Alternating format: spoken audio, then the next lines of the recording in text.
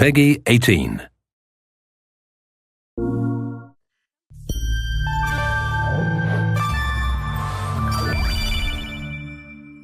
Hi, my name is Colin Graham, and I'm the animation director on Watch Dogs 2. Today we want to give you a look at our free-roaming demo and give you a more detailed look at the open world and the Bay Area. This video is recorded from an alpha build of Watch Dogs 2 running on PS4. In Watch Dogs 2, we've expanded our hacking tools to give the players more options.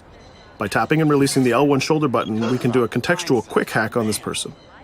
If we want more hacking options, we simply hold the L1 button while focusing on our target. Now we can see that there's 4 contextual hacks available on this car. Using the L1 button in 2 different ways allows the players to have fast access to the most common hacks, but it also opens up additional contextual hacks. This gives the player more hacking options than before. We've also added a NetHack view to the hacking toolkit, which allows you to toggle a digital filter to see the world like a hacker. We can easily pick out hacking opportunities and also pick out strange digital signals and data anomalies that are of interest to us. The orange signal indicates that there's a person whose digital profile has interesting properties for us to investigate. So let's take a closer look.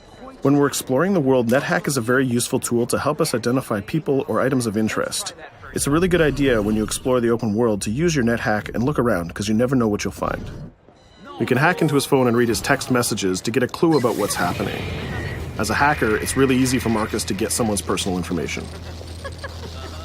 This guy's text messages indicate that he's experiencing strange behavior happening on his phone. He seems to think that it happens every time he comes to this exact area. Let's see what our DedSec teammates think about these strange signals.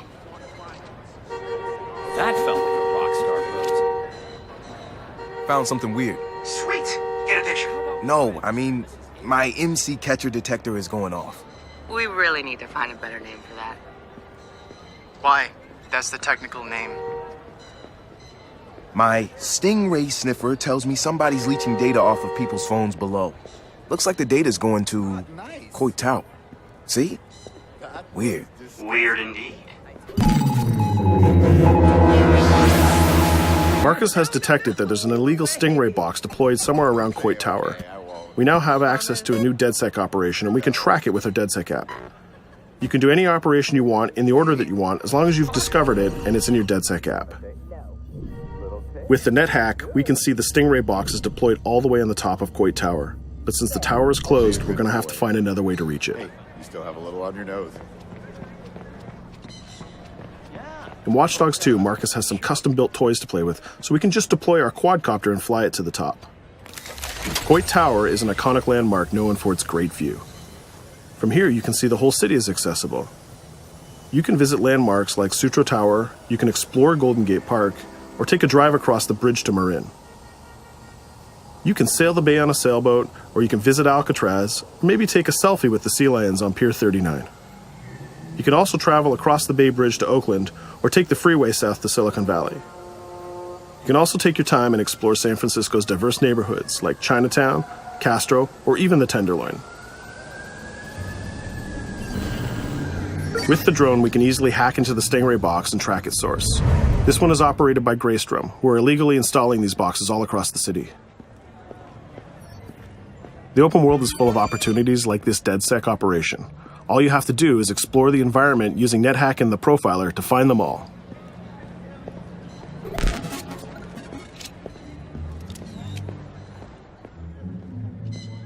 There we go. This one has a breadcrumb trail I can follow.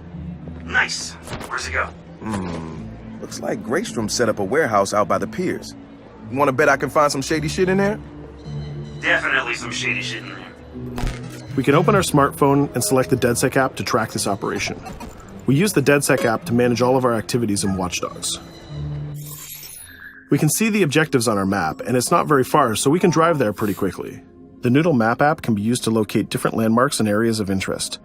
The entire Bay Area is yours to explore from the very beginning of the game, so you don't need to unlock anything. There's also a shop on Pier 39 where we can customize Marcus's outfit, and there's some other open world activities we can check out along the way too. Let's take this car and head down to the waterfront. Cars are particularly vulnerable to a hacker like Marcus, and you can acquire a skill that allows you to simply unlock any car in the game with your phone. One of the biggest feedbacks we got from the fans after the first Watch Dogs game was about the driving. We've significantly improved the driving to make it more responsive and accessible to a wider number of players. Driving was reworked extensively with a team of experts from Ubisoft Reflections. This is a particularly important improvement because San Francisco is known for its steep hills and its tight winding streets. Of course, driving and hacking go hand in hand, and you can still hack steam pipes, traffic lights, and you can also hack individual vehicles. As you can see, it's much easier to drive through the city in Watch Dogs 2. Let's pull up here at iconic Pier 39 and take a quick look around.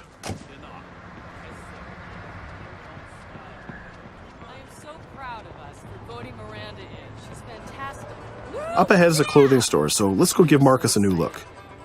Each clothing store has the style of the people who live in that area, so as you travel around the world, you can start to build a wardrobe that's as diverse as San Francisco itself.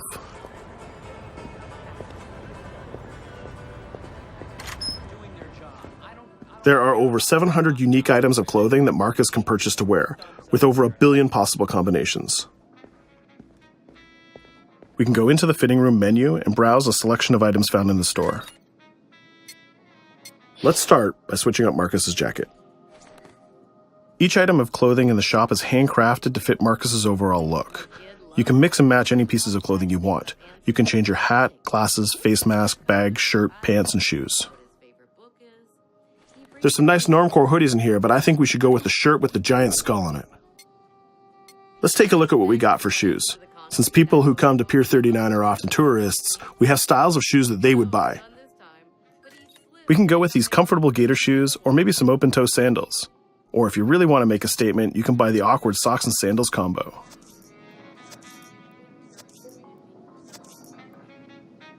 In the end, though, I think we should go with Stars and Stripes Chucks. We could really stay here all day trying on clothes, and each store has a wide variety of clothing options, so you can really make Marcus look the way you want. From biker leather to hip-hop, from pinstripe suits to tie-dye tank tops, you can really craft the look that's unique to you.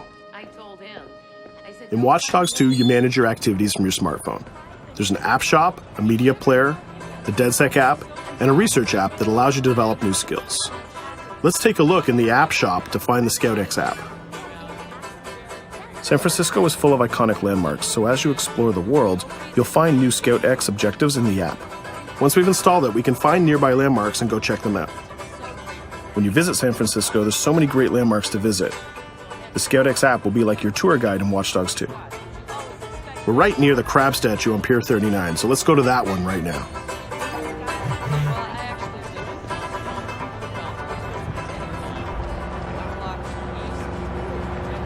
These tourists have the right idea.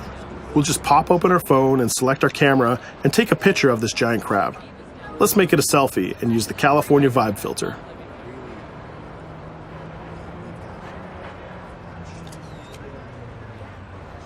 What's that? Uploading the photos to the ScoutX app will give you more followers, and you'll need those followers to progress through the game. So we had a look around and we bought some new clothes, but let's get back on track and head to that next pier, and we'll take care of that stolen data at the Greystrom site.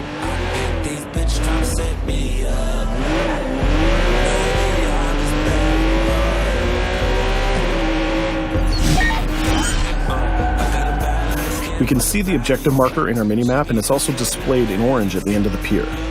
Let's park our car past the scissor lift and go scout the place on foot. Operations in Watch Dogs 2 are almost always a free approach, so you can go after the objective from any direction. Let's start by getting into cover and scouting our enemies and see if we can spot the objective. From there we can make a plan of attack. We can launch our drone and scout the area. We can use our NetHack view to see that there are guards patrolling the rooftop, and the objective is in a small office. There are also some civilian workers that might notice us, so we need to avoid them too. In the NetHack view, we can see that the door is electronically locked, but it can be bypassed by a junction box on the lower level. The connection is shown in a red line. Unfortunately, that box is protected by an armed guard and an attack dog. So we'll probably have trouble if we try to sneak past the dog in person, but luckily Marcus has another toy, which is the RC Jumper. This little guy is small and much harder for enemies to detect. The RC Jumper is another DedSec gadget that gives Marcus a different way to approach obstacles in the layout. The RC Jumper has this cool little robotic arm that's been hacked into the body. This allows him to physically interact with objects and allows Marcus to stay safely hidden. Now the junction box is unlocked and we can open the door upstairs. We can hack that scissor lift that we passed on the way in and reach the rooftop.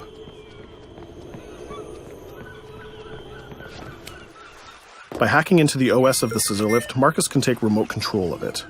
Not only can you raise it up and down, but you can actually drive it around anywhere you want in the world. This level of control gives players total freedom when dreaming up an approach to a mission. Our first challenge is to get past the guard in front of us. So let's hack into the security camera and see how he might be vulnerable.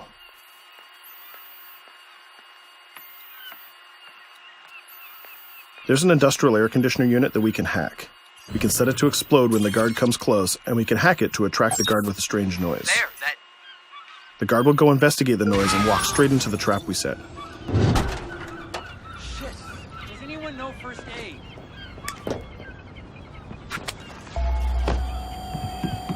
And just like that, we've taken out the guard, created a distraction, and slipped into the compound.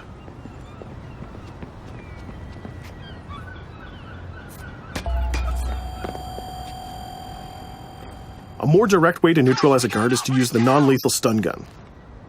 Marcus has an array of non-lethal tools and techniques, and you can complete the entire game without actually killing a single enemy. Since we already unlocked this door with our RC jumper, we can just quick hack it to open it. Now we're in the room, we just need to install one of our custom DedSec boxes into this Bloom terminal, and we've completed our final objective. All that's left to do now is escape undetected. Each operation we undertake will give us more followers. And more followers will allow you to take on even bigger operations. So let's get off this pier and explore a little bit more.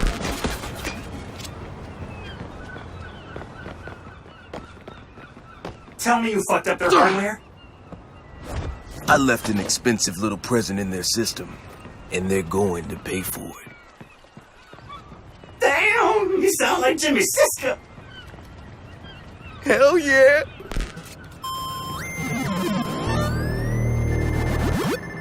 Up ahead, we'll notice there's another player hanging about. He's easy to spot because of the purple icon and the gamer tag over his head.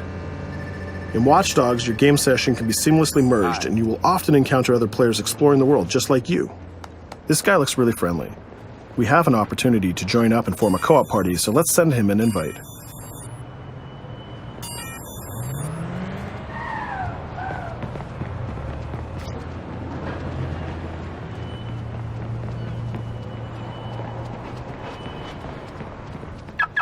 Now that we're joined in a session, we can complete co-op missions together and take on even bigger and tougher targets.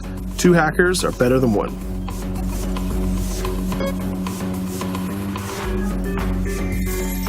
We're going to head across the bay to Prescott, which is in North Oakland, to infiltrate a gang lair.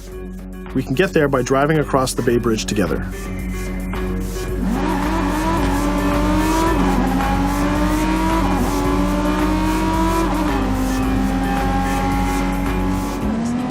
Alright, we can see that we're in a much different neighborhood than before. This is Prescott, a subdistrict of North Oakland, and the location of our next co-op operation. With our partner, we can go together and activate this mission.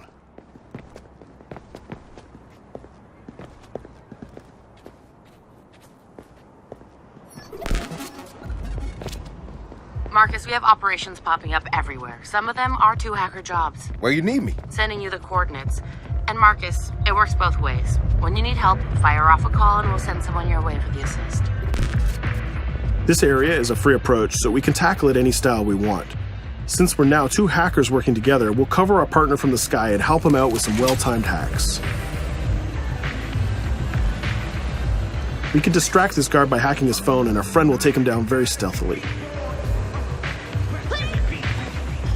We'll continue to scout the area and find more lookouts, like this gang member on the rooftop. We can automatically tag them, and once they're tagged, both players can see them.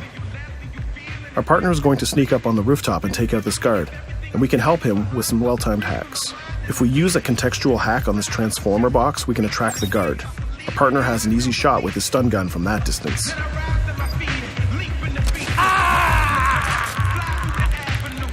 Using the NetHack view again, we can see that there's a lockbox connected by red connection lines to a room on the other side of the compound. Inside this room, we see our 2 targets meeting up, and it's a perfect place to take them down simultaneously. We need to get that box unlocked and get into that room. As we continue to scout this area, we can see this compound has a lot more guards than the last one, and they look very heavily armed. We'll need to take care of these guards if we get detected. There's also a car parked in the garage, so we might need that to escape later. Let's go back to our friend and get him to disable that junction box so we can unlock the door to our target. The drone has a lot of flexibility, and it's small and hard to detect, but the trade-off is that you can't physically interact with objects like this junction box. But it's not a problem for our man on the ground to do that for us. The signal lines have changed from red to blue, so now we know that we can open the doors and get to our targets. Scouting phase is done, so let's get up on that rooftop with our partner and get close enough to neutralize these enemies. We can hack these junction boxes and set a proximity trigger on them. They'll explode if an enemy passes through them, but they won't be triggered if we pass through them ourselves. We can also deploy electroshock mines from our inventory, and they're fully hackable too. It's a good idea to leave traps for your enemies in case they try to flank you. Our partner is camped out by the door ready to rush into the room, but we're going to create a distraction first. We'll get into position behind these crates, and this time we'll launch our RC jumper. Once our partner opens the door, we'll zip in and create a distraction.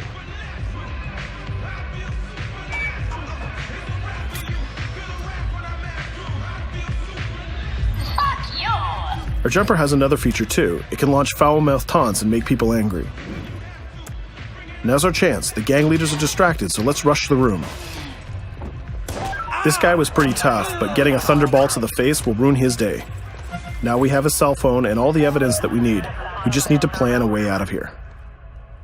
We can switch back to our quadcopter, which is hovering where we left it, and take a look at what's going on from the sky.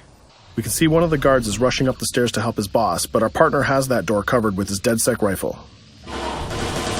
There's another guard on the ground level who's alerted to our gunfire, so let's use a contextual hack on him. We've changed his profile to make a rival gang think that he's a police informant. The rival gang will come to this compound and take care of him for us. Things are heating up, so we're going to have to improvise a little bit.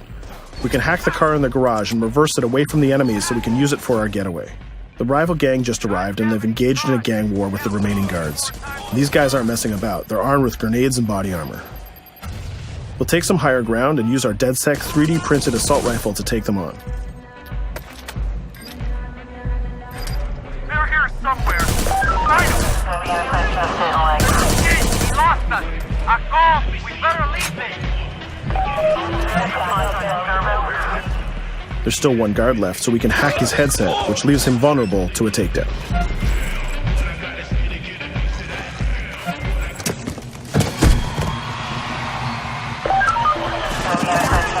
Let's take our stolen ride and get out of here before cops show up. And just like that, we're home free. We took down both gang leaders, we got the evidence we needed, and we triggered a gang war, and we escaped without getting killed. That's teamwork. 2 hackers and 1 successful DedSec operation. Let's take a minute to talk about a brand new multiplayer PvP event called Online Bounty. When the player commits a crime, the police will respond and pursue the player until he can escape from the police. We call that the felony system. While you're in the felony, a bounty event can occur. A bounty event allows up to 3 other online players to join the pursuit and try to kill the player for as long as the felony lasts. As the target player of the bounty, your objective is to evade the felony and the pursuing players. Rewards are given for neutralizing the hunters. And the objective of the hunters is to neutralize the target player. Bounty is a seamless PvP event that's triggered by your player style and how you interact with the police. If you are the type of player who's always in conflict with police, you'll have a higher chance of having a bounty placed on you. But if you can neutralize the hunters, you'll get additional rewards. I hope you've enjoyed our walkthrough of the open world of Watch Dogs 2, and I hope to see you online November 15th.